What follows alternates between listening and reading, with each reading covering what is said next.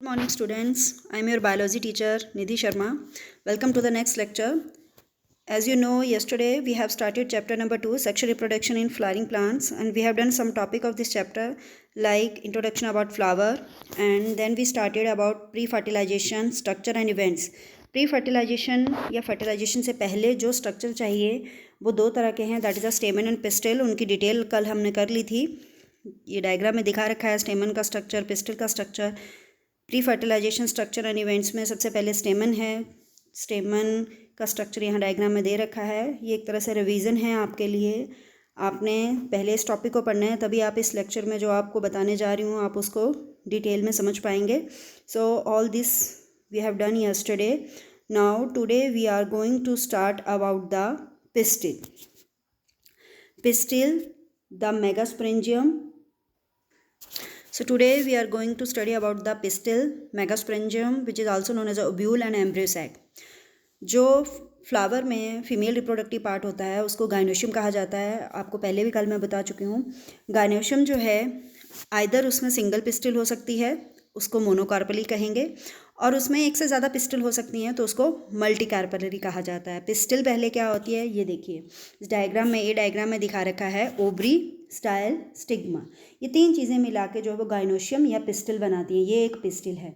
अगर तो एक फ्लावर में एक ही ये पिस्टल है तो उसको मोनोकार्पलरी कहा जाएगा. अगर ये एक से ज़्यादा हैं तो उसको मल्टी कार्पलरी कहा जाएगा.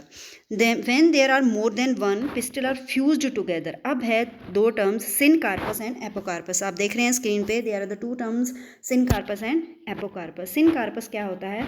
11th में आपने ये सारी डिटेल्स पढ़ी हैं मॉर्फोलॉजी के चैप्टर में, इसलिए मैंने आपको कहा था कि वो चैप्टर एक बार आपने पहले रिवाइज करना है. बी डायग्राम देखो and C diagram. This is a syncarpous, B diagram, and C diagram is a apocarpous. अगर बहुत सारी पिस्टल हैं, मल्टी कार्पलरी ओवरी है या मल्टी कार्पलरी गाइनोशियम है, बहुत सारी पिस्टल हैं उसमें, तो अगर वो सारी की सारी फ्यूज्ड हैं पिस्टल, जैसे बी डायग्राम में दिखा रखा है, तो ये हुई सिनकार्पस. लेकिन अगर वो फ्री हैं, जैसे इस डायग्राम सी डायग्राम में दिखा रखा है, पिस्टल और कार्पल भी जिसको कहते हैं, अगर ये फ्री एक दूसरे से फ्यूज़ नहीं हैं, बहुत सारी, मल्टी, मैनी, मोर देन वन, लेकिन एक दूसरे से फ्यूज़ नहीं है, तो उसको एपोकार्पस कंडीशन कहा जाता है. हर एक पिस्टल में थ्री पार्ट्स होते हैं, stigma, style and ovary. Again diagram में देखो, this is the stigma which is the upper most part and the flat platform like structure. Style is a long stick like structure, और ovary is the basal swollen part. आपने पहले भी 11th में ये पढ़ा हुआ है. देन नेक्स्ट है, inside the ovary is a ovarian cavity that is known as a locule. आप ये डायग्राम देखिए, ओवरी है, ओवरी की बॉल है, और इसके अंदर जो खाली जगह है उसको लोक्यूल कहा जाता है. और इस लोक्यूल के अंदर क्या होता है? ओव्यूल प्रेजेंट होता है. That is inside the ovary is a ovarian cavity. ये जो कैविटी है, खाली कैविटी है, जो ग्रीन कलर की दिखा रखी है, जिसको लोक्यूल कहा जाता है, और इसके अंदर क्या होगा? ओब्यूल होगा. And ovule is attach to the ovary wall by the placenta. Diagram में दिखा रखा है प्लेसेंटा, एक छोटी सी स्टिक आप देख रहे हैं, ओब्यूल से ऊपर से निकली हुई और ओवरी की बॉल से टच हो रही है, that is known as a placenta. Placenta is located inside the ovarian cavity. Then next है placenta arising from placenta are megasporangium. आपने ऊपर डायग्राम में देख लिया कि प्लेसेंटा से जो निकल रहा है या प्लेसेंटा से जो अटैच है, that is known as a megasporangium, और उसका दूसरा नाम ओब्यूल भी है. देन नेक्स्ट है नंबर ऑफ ओब्यूल. एक ओवरी में एक भी हो सकता है, जैसे वीट, पैडी, मैंगो में एक ही होता है, या फिर ऊपर जो मैंने डायग्राम दिखाई, ये डायग्राम मान लो वीट की डायग्राम है, तो इसमें एक ही ओब्यूल है, और एक से ज़्यादा भी हो सकते हैं. एक से ज़्यादा जो ओब्यूल होते हैं, पपाया, वाटरमेलन और ऑर्किड्स. आपने देखा होगा पपाया में, वाटरमेलन में बहुत सारे सीड निकलते हैं, ऑर्किड में बहुत सारे सीड निकलते हैं, तो वो सारे क्या हैं? उसके ओब्यूल्स तो जो बाद में किस में कन्वर्ट हो गए हैं, that is converted into the seeds. So यहाँ पे सिंगल ओब्यूल है तो सिंगल सीड होगा इसके अंदर. लेकिन अगर बहुत सारे ओब्यूल है एक ही ओवरी के अंदर, तो बहुत सारे उसमें सीड्स होंगे. जैसे आप कुकुम्बर में डायग्राम देखिए, ये कुकुम्बर में बाहर जो है that is a ovary wall, और आप सीड देख रहे हैं, सीड के साथ एक छोटी सी स्टिक लगी हुई है, इस स्टिक से ये ओवरी वॉल से अटैच है, तो ये इसका प्लेसेंटा है, और एक ही ओवरी के अंदर बहुत सारे सीड्स हैं. So that is a multi number of ovules. Ovules किस तरह से ओवरी की बॉल से अटैच होते हैं उसको प्लेसेंटेशन कहते हैं, और प्लेसेंटेशन की टाइप आपने 11th में पढ़ी है, तो वो टॉपिक एक बार फिर से आपने रिवाइज करना है. उसके बाद है मेगास्प्रेंजियम, जिसको ओब्यूल भी कहा जाता है. एक टिपिकल जो एंजियोस्पर्मिक ओब्यूल होता है उसका स्ट्रक्चर यहाँ दिखा रखा है. यहाँ जो ये ओब्यूल बना रखा है दैट इज़ अ एनाट्रोपस उल्टा ओब्यूल है। मैक्सिमम जो एंजियोस्पर्म्स हैं 60% जो एंजियोस्पर्म्स हैं उनमें ओब्यूल एनाट्रोपस ही होता है, इसलिए आपकी बुक में ये डायग्राम दिखा रखी है। देन नेक्स्ट है, मैंने यहाँ कंपैरिजन में आपको एक डायग्राम दिखा रखी है जिसमें ये फिगर 2.11 जिसमें एनाट्रोपस और ऑर्थोट्रोपस, सीधा ओब्यूल जिसको ऑर्थोट्रोपस कहा जाता है और उल्टा ओब्यूल जिसको उल्टा या फिर कर्व्ड ओब्यूल जिसको कहेंगे जिसको एनाट्रोपस कहा जाता है। तो दोनों की डायग्राम आपको यहाँ से क्लियर हो जाएगी। जो कर्व्ड ओब्यूल है उसका माइक्रोपाइल और हाइलम, आगे अब मैं आपको क्लियर करूँगी कि ये माइक्रोपाइल और हाइलम क्या हैं, ये दोनों सेम लाइन में हैं। लेकिन जो ऑर्थोट्रोपस है उसका माइक्रोपाइल ऊपर है और हाइलम बिल्कुल उसके अपोजिट नीचे होता है। तो अब हम ओब्यूल के स्ट्रक्चर के बारे में पढ़ लेते हैं। ओब्यूल एक स्मॉल स्ट्रक्चर होता है जो प्लेसेंटा के थ्रू अटैच टू प्लेसेंटा, जो प्लेसेंटा से अटैच होता है by means of a stalk called as a funicle, और फिर प्लेसेंटा आगे उसको अटैच करता है ओवरी की बॉल से। तो दो स्टॉक्स हैं, ovule is attach to placenta and placenta by the funicle and placenta is attaching the ovule to the next ovary wall. तो आपने इसमें कंफ्यूज नहीं होना है। ओब्यूल के पास फनिकल है, फनिकल से वो प्लेसेंटा से जुड़ा है और प्लेसेंटा से वो ओवरी की वॉल से जुड़ा हुआ है। बॉडी जो है ओब्यूल की, जहाँ पे फनिकल और जो बॉडी है ओब्यूल की दोनों फ्यूज़ करते हैं, फनिकल एक छोटी सी स्टॉक है, फनिकल और ओब्यूल की बॉडी जहाँ फ्यूज़ होती है उस जगह को हाइलम कहा जाता है। Hilum is a junction between ovule and funicle. Ovule के चारों ओर एक या दो प्रोटेक्टिव लेयर्स होती हैं, उनको इंटेगुमेंट्स कहा जाता है। इंटेगुमेंट के अंदर जो सेल होते हैं that have a dense cytoplasm and that are nutritive in function, उनको न्यूक्लियस कहा जाता है। न्यूक्लियस इंटेगुमेंट्स के अंदर सब जगह होते हैं सिर्फ माइक्रोपाइल को छोड़ के, जहाँ इंटेगुमेंट में एक छोटी सी ओपनिंग होती है या पोर होता है जिसको माइक्रोपाइल कहा जाता है। माइक्रोपाइल से बिल्कुल अपोजिट है इनको चलेजा कहा जाता है, that is a basal part of ovule. अब हम डायग्राम में इसको करेंगे। डायग्राम देखिए, फनिकल है, फनिकल इसको प्लेसेंटा से अटैच करवाएगी और प्लेसेंटा फिर आगे इसको ओवरी वॉल से अटैच करवाएगा। तो placenta is a stalk which are attaching to the wall of the ovule and attaching ovule to the placenta. Placenta से ऊपर जो टिश्यू है उसको चलेजा कहा जाएगा और उसके बिल्कुल अपोजिट जो ऊपर एक पोर है उसको माइक्रोपाइल कहा जाएगा। बाहर जो दो प्रोटेक्टिव लेयर हैं, एक भी हो सकती है दो भी, वो इंटेगुमेंट्स हैं। उसके बाद इसके अंदर क्या भरा हुआ है, न्यूक्लियस के सेल हैं, डायग्राम में दिखा रखा है। न्यूक्लियस के सेल न्यूट्रिटिव होते हैं, डेंस साइटोप्लाज्म होता है, इनका फंक्शन आप आगे करेंगे इसका। और उसके अंदर बंद है एम्ब्रियो सैक। एम्ब्रियो सैक की डिटेल भी आप आगे पढ़ेंगे। तो ये ऑर्थोट्रोपस और एनाट्रोपस दोनों का दिखा रखा है। एनाट्रोपस में देखो ये कर्व्ड हो गया है, कर्व्ड होने की वजह से हाइलम और माइक्रोपाइल एक साथ एक ही जगह एक ही लाइन में आ गए हैं, और कर्व्ड होने की वजह से ही अंदर का जो एम्ब्रियो सैक है वो भी उल्टा हो गया है। जो सेल माइक्रोपाइल के ऊपर की तरफ थे ऑर्थोट्रोपस में, वो सेल नीचे की तरफ आ गए हैं। Then again orthotropous anatropous ovule की ये डायग्राम अगेन दिखा रखी है। हाइलम यहाँ से ज़्यादा क्लियर हो रहा है। हाइलम, फनिकल जब ओब्यूल की बॉडी से टच हो रही है या जुड़ रही है उस जगह को हाइलम, वो पॉइंट जब फनिकल ओब्यूल की बॉडी से जुड़ता है उस पॉइंट को हाइलम कहा जाता है। देन माइक्रोपाइल क्लियर हो रहा है इसमें। तो जहाँ पे माइक्रोपाइल प्रेजेंट होती है उसको माइक्रोपाइल पोल कहा जाता है, और जहाँ पे चलेजा प्रेजेंट होता है उसको चलेजल पोल कहा जाता है। आउटर इंटेगुमेंट है, इनर इंटेगुमेंट है, न्यूक्लियस के सेल्स हैं, and then embryo sac. So this is a structure of a anatropous ovule. इसके अलावा ओब्यूल्स की और टाइप्स भी हैं, ये डायग्राम मैंने बनाई हुई हैं। That is a first one is a orthotropous ovule, second one is a circinotropous of ovule. देखो पूरी तरह ये कर्व्ड होके फिर से सीधा हो गया है। Third one is the anatropous ovule. Then fourth one is a hemitropous, hemi का मतलब होता है आधा मुड़ा हुआ है, और एम्फिल। देन ई डायग्राम एम्फिट्रोपस ओब्यूल की है, आधे से ज़्यादा।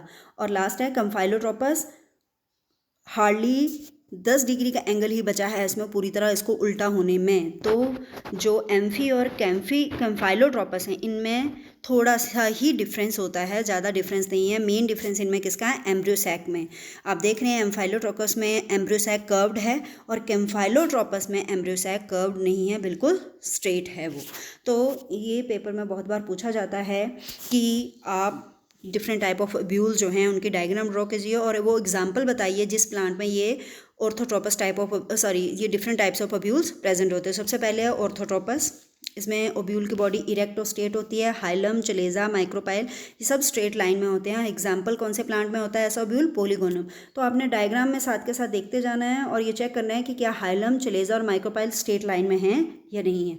तो इनकी डेफिनेशंस मैंने बता रखी हैं। एनाट्रोपस जिसमें बॉडी पूरी तरह कंप्लीटली इन्वर्ट हो जाए, पूरा उल्टा हो जाता है ओब्यूल, और इसमें माइक्रोपाइल और हाइलम बिल्कुल एक दूसरे के क्लोज आ जाते हैं। दैट इज़ अ गैमोपेटले मेंबर जो हैं उनमें ये ओब्यूल पाया जाता है। उसके बाद हेमी एनाट्रोपस और हेमीट्रोपस, इसमें बॉडी जो है राइट एंगल पे होती है फनिकल की, जैसे यहाँ डायग्राम में दिखा रखा है। सी द डायग्राम, यहाँ डायग्राम में दिखा रखा है कि funicle is right angle to the body of the ovule. तो इसमें ये आधा मुड़ा हुआ है, हम कह सकते हैं कि ये राइट एंगल पे है। देन नेक्स्ट उसके बाद है ये हेमीट्रोपस जो ओब्यूल है, ये रेनिकुलस फैमिली के प्लांट्स में या रेनिकुलस प्लांट्स में होता है। और इसमें क्या फीचर है, आगे micropyle chalaza line the one straight line, इसमें भी माइक्रोपाइलोचलेजा एक लाइन में ही होती है। उसके बाद है कम्फाइलोट्रोपस, इसमें ओब्यूल की बॉडी कर्व्ड होती है और बेंड होती है। Micropyle chalaza do not line the straight line.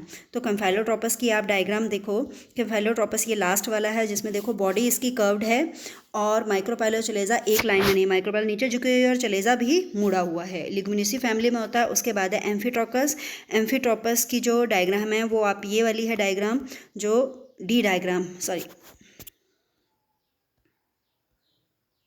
तो एम्फीट्रोपस की ये ई वाली डायग्राम है जिसमें आप देख रहे हैं कि फनिकल जो है that is attach to the body of the ovule, but the curvature of ovule is very pronounced and embryo sac become curved. इसमें एम्ब्रियो सैक भी कर्व्ड है। ई डायग्राम में देखो एम्ब्रियो सैक भी कर्व्ड है और कर्वेचर जो है वो बहुत क्लियर हमें दिखाई दे रहा है। और ये जो ये जो एम्फीट्रोपस ओब्यूल है ये एलिसमिनेसी और बटोमेसी फैमिली में होता है। उसके बाद लास्ट है सिरसेनोट्रोपस ओब्यूल। सिरसेनोट्रोपस ओब्यूल की डायग्राम ये बी डायग्राम है। बी डायग्राम में क्या होगा कि ओब्यूल जो वो पूरी तरह एक टर्न लेने के बाद फिर से सीधा हो गया है। So nucleus and axis are line the same line in beginning, then ovule become anatropous. Anatropous होने के बाद ये फर्दर कंटिन्यू ग्रोथ करता रहता है और माइक्रोपाइल फिर से जो है वो ऊपर की तरफ सीधी हो जाती है। तो डायग्राम से आपको क्लियर हो रहा है कि एक बार टर्न लेने के बाद फिर से सीधा हो गया तो ये अपंशिया में होता है। तो आपने एक बार जो है वो इनकी डायग्राम जो है वो इनकी प्रैक्टिस करनी है, टैली करनी है डायग्राम्स अच्छे से इनकी, और डायग्राम्स की प्रैक्टिस करेंगे तभी आपको पता चलेगा कि इनमें क्या डिफरेंस है। So these are the different type of the ovules: orthotropous, circinotropous, anatropous.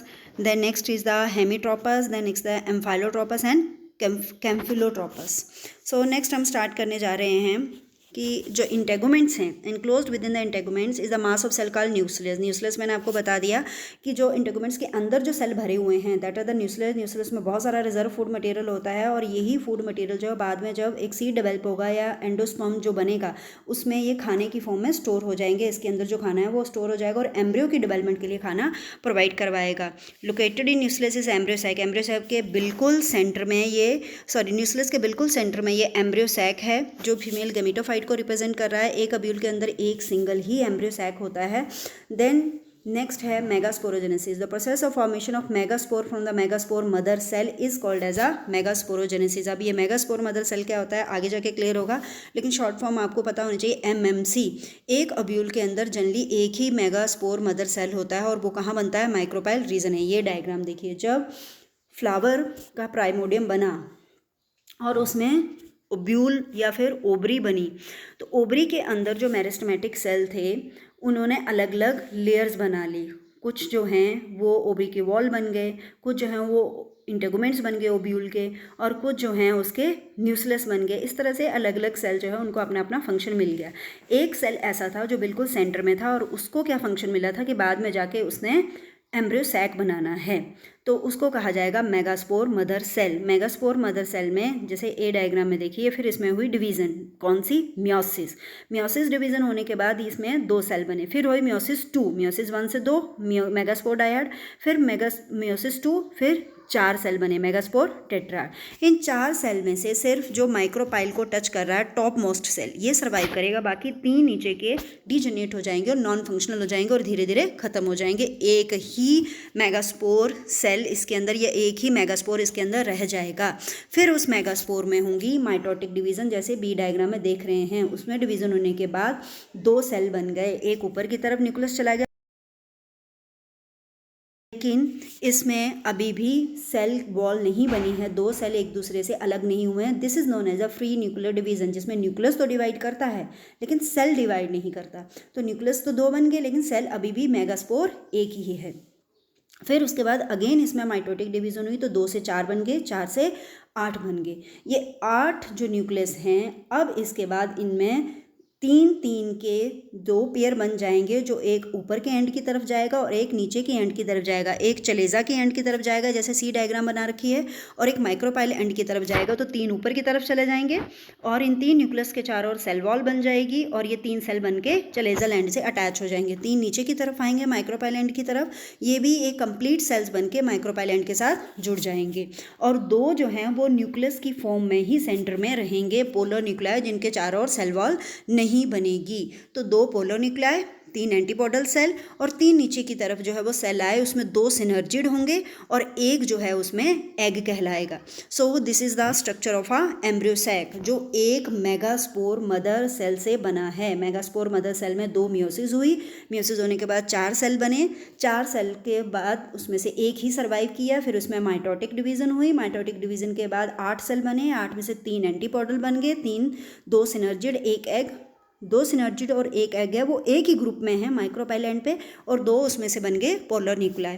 तो ये जो एम्ब्रियो सैक के अंदर 8 सेल हैं, 6 सेल और 2 न्यूक्लियस हैं जिनको पोलर न्यूक्लियाई कहा जा रहा है, इस स्टेज को कहा जाता है that is a embryo sac, जिसमें 8 लगभग सेल हैं। लगभग इसलिए कहा जा रहा है क्योंकि पोलर न्यूक्लियाई के बार आपस में फ्यूज़ कर जाते हैं और सेकेंडरी न्यूक्लियस बना देते हैं, तब इसमें काउंटिंग कितनी रह जाती है, 7। अब ये जो डायग्राम देख रहे हैं इसमें कितने हैं, 8 सेल हैं।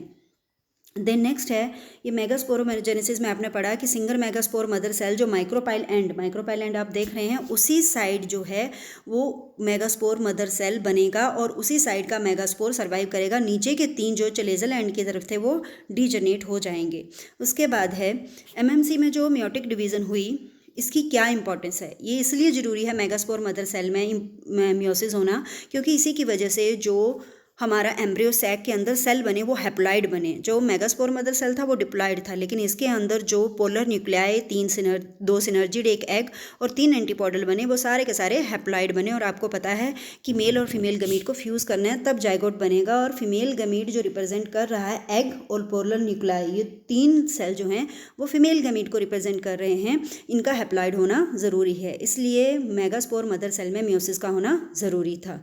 देन नेक्स्ट है फीमेल गमीटोफाइट। फीमेल गमीटोफाइट में मैंने आपको पहले ही बता दिया कि एक ही मेगास्पोर फंक्शनल रहेगा, 3 अब बाकी के डीजनरेट हो जाएंगे। जो फंक्शनल रहेगा वही बाद में एम्ब्रियो सैक बनाएगा। और इस तरह जिस एम्ब्रियो सैक की डेवलपमेंट सिंगल मेगास्पोर से होती है उसको मोनोस्पोरिक डेवलपमेंट कहा जाता है। तो आपने देखा कि इस डायग्राम में दिखा रखा था कि एक ही मेगास्पोर से, एक ही लास्ट में जो मेगास्पोर सर्वाइव किया उसी से पूरा का पूरा एम्ब्रियो सैक बना, उसी में फ्री न्यूक्लियर डिवीजन के बाद, तो इसलिए ये मोनोस्पोरिक डेवलपमेंट थी। नेक्स्ट क्वेश्चन है what will be the polyploidy of cell of nucleus. तो न्यूक्लियस के सेल का क्रोमोसोम नंबर कितना है, that is a diploid. Megaspore mother cell का भी कैसा है, डिप्लॉइड। लेकिन जो फंक्शनल मेगास्पोर, जो एक मेगास्पोर सर्वाइव किया जो मियोसिस के बाद बना, उसका कैसा है, हैप्लॉइड। और वही बाद में फंक्शनल मेगास्पोर एम्ब्रियो सैक को बना रहा है जिसको फीमेल गमीटोफाइट कहा जाएगा, वो भी कैसा होगा, हैप्लॉइड। तो ये आपका एनसीईआरटी का क्वेश्चन है, ये आपको पता होना चाहिए कि ये कैसे डिप्लॉइड है और कैसे हैप्लॉइड है, क्योंकि न्यूक्लियस और एमएमसी ये ओवरी के वॉल में या ओवरी में तब तक मियोसिस नहीं हुई है, उससे पहले के सेल हैं। मियोसिस होने के बाद जो बने वो फंक्शनल मेगास्पोर, और फंक्शनल मेगास्पोर से बना फीमेल गैमेटोफाइट, तो ये हैप्लॉइड हैं। नेक्स्ट है इसमें इन पैराग्राफ्स में डिवीज़न के बारे में बता रखा है कि जो एक मेगास्पोर सर्वाइव हुआ उसमें फ्री न्यूक्लियर डिवीज़न होंगी। पहले 2 सेल बनेंगे, 2 से 4 और 4 से 8, लेकिन डिवीज़न फ्री न्यूक्लियर ही रहेगी, उनके चारों ओर सेल वॉल अभी नहीं बनेंगी। जब वो 8 सेल बन जाएंगे तो उसके बाद वो 3-3 का सेट बना देंगे। 3 एंटीपोडल सेल बन जाएंगे जो चलेजल एंड की तरफ जाएंगे और उनके चारों ओर बॉल बन जाएगी। 2 सिनर्जिड बन जाएंगे, एक एग बन जाएगा, जो तीनों इकट्ठे माइक्रोपोलर एंड की तरफ जाएंगे और उनके चारों ओर भी बॉल बन जाएगी, और 2 न्यूक्लियस सेंटर में रहेंगे और उनको पोलर न्यूक्लियाई कहेंगे। और ये जो 8 सेल एक बड़े सेल के अंदर बंद हैं, जिसकी डायग्राम ये दिखा रखी है, उसको सेंट्रल सेल कहा जाएगा। So this is also known as a embryo sac. उसके बाद नेक्स्ट है 3 सेल्स आर ग्रुप्ड टुगेदर जो 3 सेल माइक्रोपाइल एंड की तरफ हैं, जिसमें 2 सिनर्जिड, 1 एग सेल है। मैंने पहले ही बताया 1 एग सेल और 2 पोलर न्यूक्लियाई, यही फीमेल गमीट्स को रिप्रेजेंट कर रहे हैं। बाकी 3 एंटीपोडल और 2 सिनर्जिड इनके एसेसरी फंक्शन है। अब इन सिनर्जिड और एंटीपोडल के क्या फंक्शन है वो एक बार हम पढ़ लेते हैं। सिनर्जिड माइक्रोपोलर एंड की तरफ प्रेजेंट होते हैं। इनके पास स्पेशल फिलीफॉर्म अपरेटस होता है, जैसा कि यहाँ डायग्राम में देखेंगे आप। ये फिंगर जैसी जो बनी हुई है सिनर्जिस के पास, इनको फिलीफॉर्म अपरेटस कहते हैं और इनका इंपॉर्टेंट रोल होता है पोलन ट्यूब को गाइड करने में, जिससे वो पोलन ट्यूब को सिग्नल देते हैं कि वो पोलर न्यूक्लियाई और एग की तरफ जाएं और मेल गमीट को यहाँ इन दोनों के साथ फ्यूज़ करवाएं। सिनर्जिड 2 होते हैं। उसके बाद है जब ये डीजनरेट हो जाते हैं after the formation of primary endosperm nucleus and which is formed as a result of fusion between egg cell and male gamete. जब एक एग सेल जो यहाँ सिनर्जिड के पीछे जैसा होता है और मेल गमीट फ्यूज़ कर जाएगा, तो एग सेल और मेल गमीट के फ्यूज़ करने से बनेगा endosperm nucleus, primary endosperm nucleus. उसके बनते ही सिनर्जिड सेल डिग्रेड हो जाते हैं। तो इनका काम सिर्फ पोलन ट्यूब को गाइड करना होता है कि मेल गमीट को वो एग सेल के साथ फ्यूज़ करवाए। द नेक्स्ट एंटीपोडल सेल, ये चलेजल एंड पे प्रेजेंट होते हैं। डायग्राम में आप देख रहे हैं। इनका काम मेनली न्यूट्रिशन देना होता है। ये एम्ब्रियो सैक, जो ये एम्ब्रियो बनेगा बाद में फर्टिलाइजेशन के बाद, इसको ये न्यूट्रिशन प्रोवाइड करवाते हैं। इसके अलावा ये ऐसे सब्सटेंसेस भी सिक्रेट करते हैं जो बाद में एंडोस्पर्म बनेगा उसको ग्रोथ एंड डेवलपमेंट में हेल्प करते हैं। इनके अंदर बहुत सारा स्टार्च, लिपिड और प्रोटीन्स होते हैं जो एम्ब्रियो की डेवलपमेंट और एंडोस्पर्म की डेवलपमेंट में हेल्प करते हैं। कुछ एक प्लांट में इनमें होस्टोरिया होते हैं for the absorption of nutrition from the nucleus. जो एंटीपोडल सेल हैं उनके पास जब धीरे धीरे खाना खत्म होना लगता है तो खाना फिर न्यूक्लियस से लिया जाता है जो बाहर प्रेजेंट है सेल। तो इनके पास वो होस्टोरिया या ऐसे फिंगर लाइक प्रोजेक्शंस होती हैं जिनकी हेल्प से ये न्यूक्लियस से खाना जो है वो सक कर सकते हैं। सो ऐसा the large central cell as mention earlier has 2 polar nuclei. ये आपको बता दिया कि सिनर्जिड के बारे में पढ़ लिया, एंटीपोडल के बारे में पढ़ लिया। अब 2 सेंटर में जो रह गए सेल वो है पोलर न्यूक्लियाई। मैंने पहले भी बताया कि पोलर न्यूक्लियाई कई बार फ्यूज़ कर जाते हैं और सेकेंडरी न्यूक्लियस बना देते हैं जो डिप्लॉइड होता है। अदरवाइज अभी जितने भी सेल हैं एम्ब्रियो सैक के या फिर सेंट्रल सेल के अंदर, वो सारे के सारे अभी तक हैप्लॉइड ही हैं। देन नेक्स्ट है